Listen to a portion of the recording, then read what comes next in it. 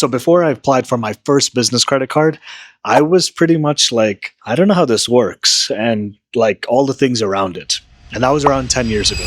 So in this video, I can share with us now what really goes into it. And is it wrong to apply for a business credit card? Or like, am I not going to get approved if I don't have a business? Or like, how does it work overall? So we have three cases that I'm going to cover. So the one is you have no personal credit card in the first place, and you're looking to maybe get a business credit card, but you also don't have a business.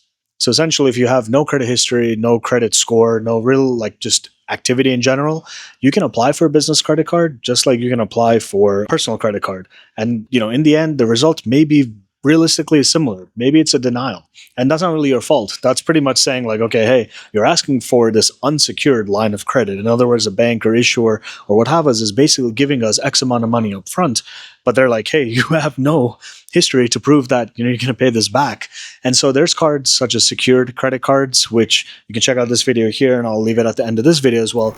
But basically, you can give money to the issuer in the first place, and they'll say, like, example, hey, here's $500. They'll say, okay, here's $500 worth of credit line. And if you don't pay us back, your secured deposit, just like if you're typically, let's say, renting an apartment or leasing an apartment, they may take a security deposit just in case for any damages or fixes or otherwise after the fact when you've actually moved out. So moving on from there, now let's say you actually have a credit card and you're like, I don't know about this business credit card, but there's some, pretty nice incentives to sign up for one, or it could make sense. I don't know. So here we go. I basically was in the same predicament. I had all personal cards until I had my first business card, just common sense, right?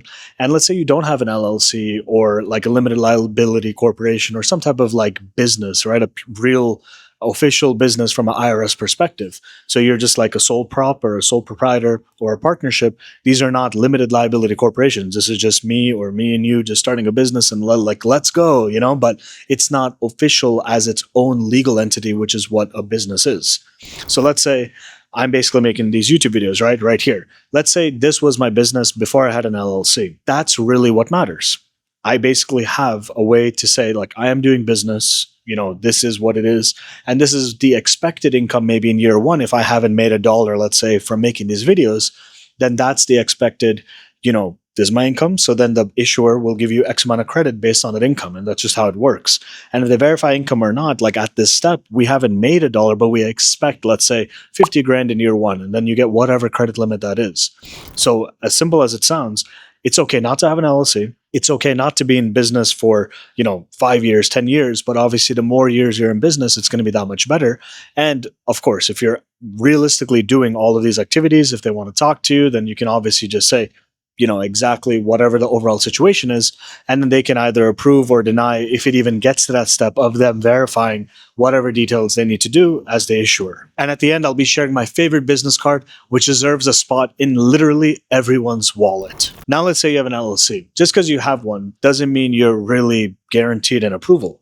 But what it does mean is that, all right, everything lines up from a traditional perspective. But the biggest headline is that what is a business credit card versus a personal credit card? It's basically just like a credit card, but intended for business use.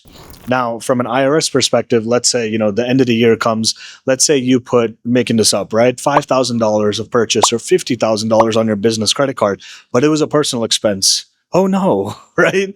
It's not that deep because it's just a credit card which is tracking expenses for you then to submit, let's say, expenses against your LLC from a tax perspective at the end of the year to say, hey, my taxable income was X because I made 200K. I spent 150 grand to make it. So my taxable income is then 50 grand, all else equal.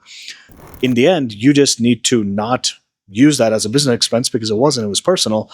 And that's that. So if you have a business card that earns you points, let's say, or miles or just cash back, that it's more opportunistic to put expenses on a business card, just make sure not to write them off and you won't get in any trouble because that's usually one of the bigger questions. It's, can I use a business card for personal expenses? And of course you can, just like using a personal card for business expenses and then tracking business expenses in that way as well.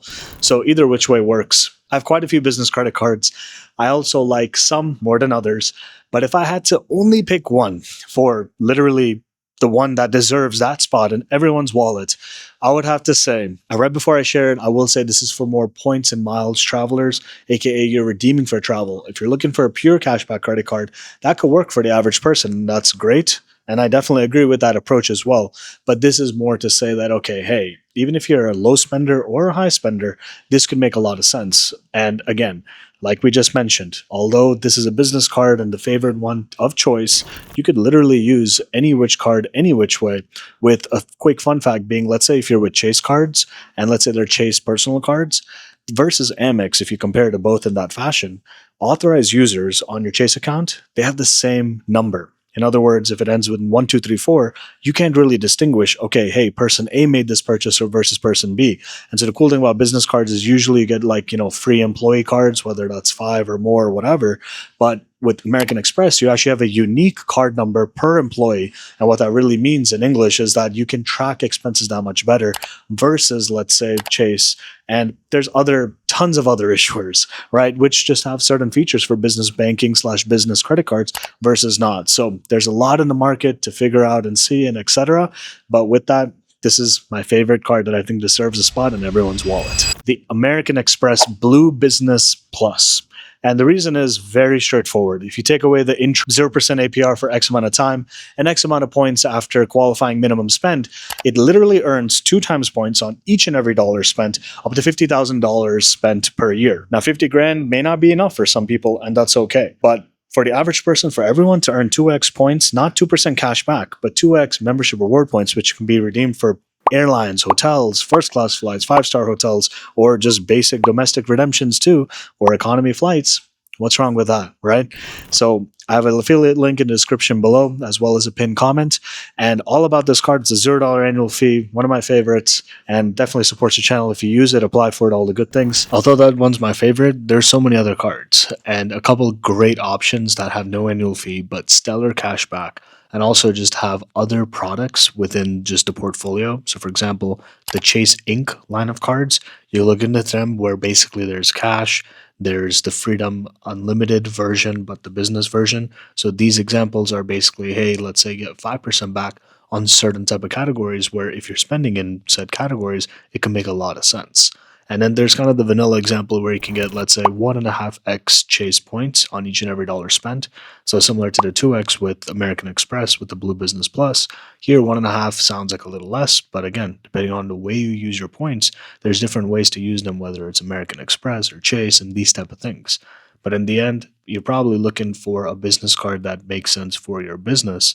But if you're also interested in the other side when it comes to rewards and other things that come along with doing the same activities you're doing while running your business, then these are some great options to choose from. And on the personal side, Chase and Amex, they're pretty much the king, and Capital One slowly coming up. So Capital One also has the Spark line of credit cards. There, it's not that it's bad or good. Credit is credit, like numbers are numbers in the end of the day. But when it comes to that, like versatility of rewards or different categories, if you're into the more gamification side, definitely that's where, Chase may have some interesting options for you. And with American Express, you have like, let's say the Delta line of cards, but like with the business version equivalent, or Hilton, but there's like a Hilton business credit card. So depending on what you're trying to do with reaping the rewards or otherwise, it could be just how you want to set up that game. Because if you're not looking for pure credit, in other words, numbers on numbers, but you're also looking at, okay, hey, spending money anyways needs to happen. How can we see some fruitfulness on the other side? And then that's basically where I think these options are pretty nice. And they're more popular options anyhow, versus maybe going with like a pure business lending focused bank, or going for certain type of financial products, which are maybe not cards, which are just for like business lending, which teach their own, but it's just how you want to set up the game. Because when it comes to credit cards, it's more spending versus business funding and doing things where you're extracting cash from business credit cards or extracting cash through just like a business personal loan equivalent, if that makes sense, right? Like cash literally given to you. Then it just depends what you're going for, and there's pretty much different products for different purposes. So with that, if you came this far, thanks for coming to the end. There's a link in the description, 15-minute chat, one-on-one, totally free. Happy to answer any questions and vice versa. With that, subscribe, and we'll see you in the next one. Peace.